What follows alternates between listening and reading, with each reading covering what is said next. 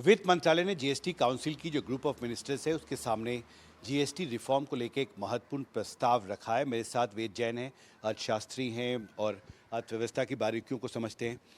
पहला सवाल ये है कि जीएसटी के अभी 4 स्लैब्स हैं। वित्त मंत्रालय की तरफ से ये प्रस्ताव रखा गया है जीओएम के पास कि भारत सरकार चाहती है कि जीएसटी स्लैब को घटाकर 2 किया जाए, 5% और 18%। इससे आम लोगों की ज़रूरत के ज़्यादातर जो सामान हैं वो सस्ते हो जाएंगे।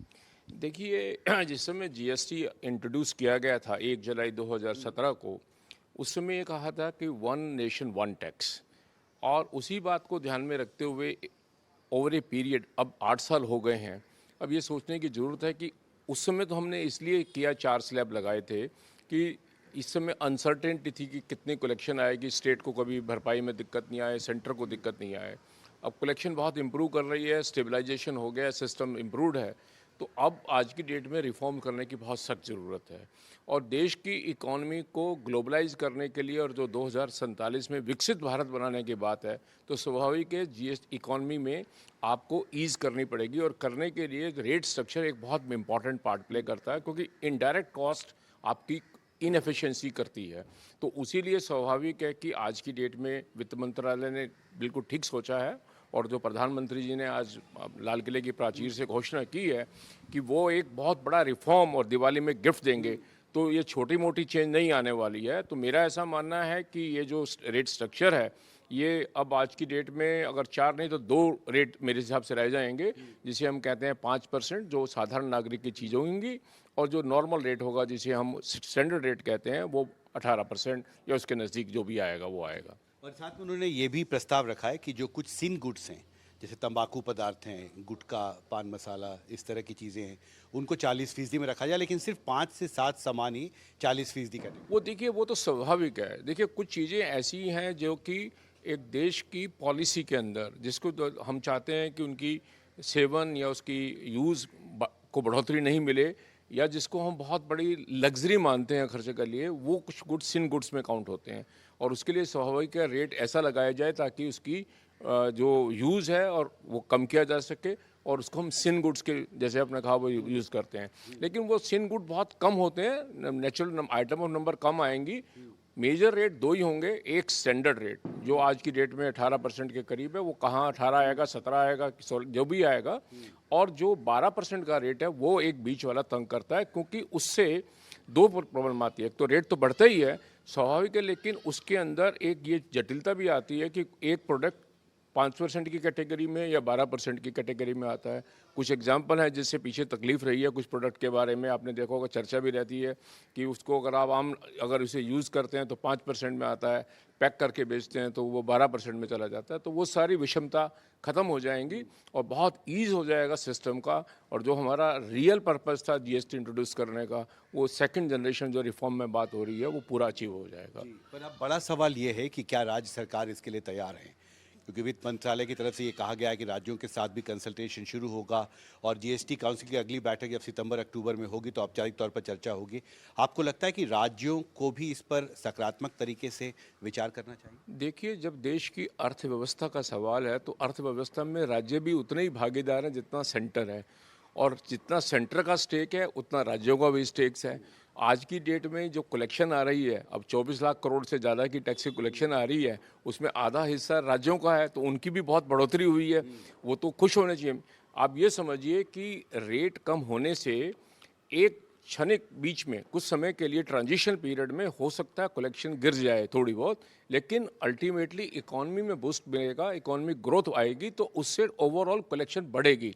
मेरा ऐसा मानना हमेशा रहा है कि जब टैक्स रेट कम किए जाते हैं तो ये मानना कि कलेक्शन कम हो जाए कि वो शायद ठीक नहीं है, वो ट्रांजिशनल फेज होता है। अल्टीमेटली टैक्स रेट कम करने से एक परचेजिंग पावर बढ़ती है, कॉस्ट गिरती है, इकॉनमी को बूस्ट मिलता है, एम्प्लॉयमेंट जनरेट होती है और परचेजिंग पावर बढ़ती है, और मार्केट में ज़्यादा परचेजिंग होगी, ज़्यादा कंजम्पशन होगी, तो स्वाभाविक है कि टैक्स ज़्यादा कलेक्ट होगा। तो स्टेट को कोई चिंता की मुझे नहीं लगता।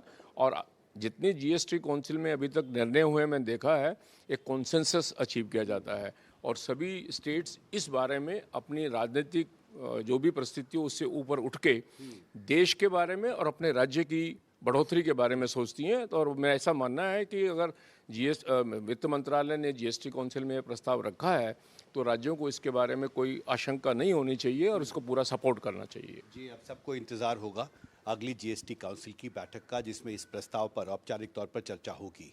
दिल्ली से संजय कौशिक के साथ Himanshu Shekhar, NDTV India. On GST reforms, Finance Ministry has sent a new proposal to the GOM of the GST Council. To talk more on this, I have with me economist Ved Jain. The sources have told us that Finance Ministry proposal includes reduction of GST slabs from the existing 4 to just 2. How do you see this? I believe this is a need of the hour, and GST was introduced way back on 1st July 2017 with a clear notion, one nation, one tax. And it was expected ideally that the tax rate will be uniform across the country, and by and large there will not be many slabs. But looking to the compulsion at that time, the collection was a major issue. There was a contingency whether we will be able to generate enough revenue to meet the challenges of the state and the center. So we have proposed 4 tax rates, 5, 12, 18 and 28, and then some extra sin goods, etc. out there. Now I think after 8 years, the GST collection has stabilized. It has improved drastically.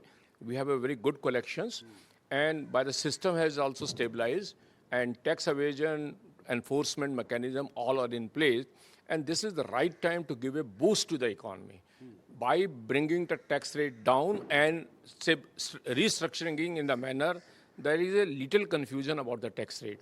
Ideally, I believe the tax rate should not be more than 2. One is a merit rate, certain goods which needs some concession for daily day-to-day consumption for middle class, poor man, and another rate is a standard rate.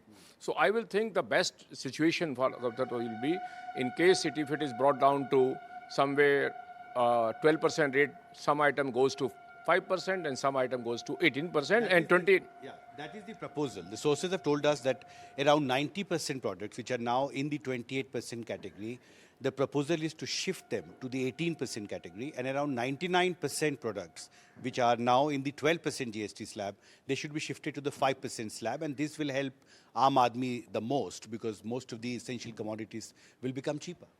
I believe yes. See, because 12% items at that time was a precautionary measure, so in order to ensure that center and states are able to generate sufficient revenue. Now the time has come where we are confident that the center and state are in a position to generate substantial revenue, and there is no reason why we should not reduce the rate of 12% to major item to all 5%. Because when you go through the list of the items which are under 12%, by and large these are also are those items which need merit, which fall in the category of the merit. There may be few items because at that point of time, considering the particular industry, the idea to encourage and to promote that industry, we may have kept in 12%.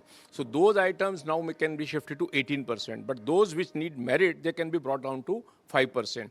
And as regards the 28%, I am of the view that these are the sin goods. And for that few items, the government can always have a particular rate, higher rate, in order to discourage the utilization, in order to discourage people not to go to tobacco or some chewing gums or something like this. That is the proposal. I believe that's the idea basically should be there. Right. So the proposal is that the sin goods like tobacco products should be kept in the 40% category. There is no harm because those rates are not basically rate for GST. Those rates are special rate in order to discourage people to get attracted and to use that item. So that's a discouragement for that purpose. So ideally the rate will be 2 only, and there will be very few items not being used by the mass majority of the people. I will say one standard rate which can be somewhere near 18%, not necessarily I will suggest 18%, it can be 16, it can be 17 or something like this. And another rate can be a merit goods which deserves a lower rate of taxation because these goods are of mass consumption.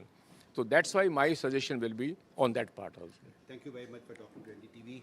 So the next challenge now before the center will be to get the states on board on this major GST reform proposal. In Delhi with Sanjay Kaushik, Himanshu Shekhar for NDTV.